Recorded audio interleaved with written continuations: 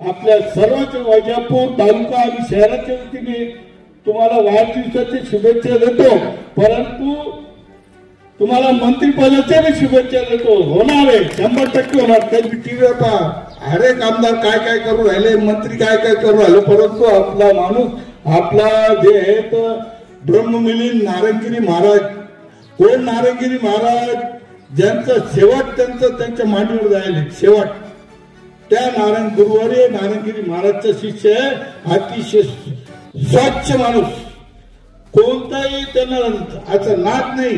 वैजापूरचं नाव मोठा करणार आहे शिंदे पाटील।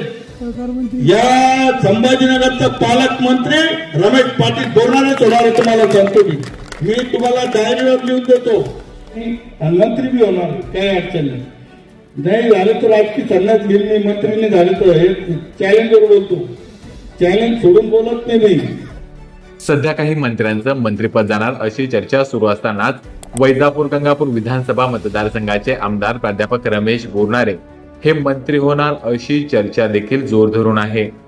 अशातच माजी नगराध्यक्ष साबेर खान यांनी वैजापूर शहरातील एका विकास कामाच्या भूमिपूजन सोहळ्यादरम्यान एक विधान केले आहे। हे विधान सध्या चर्चेचा विषय ठरला आहे। साबेर खान यांनी आमदार रमेश बोरनारे यांना वाढदिवसाच्या शुभेच्छा दिल्या। एवढ्यावरच थांबले नाही तर तुम्हाला मी मंत्रिपदाच्या देखील शुभेच्छा देतो।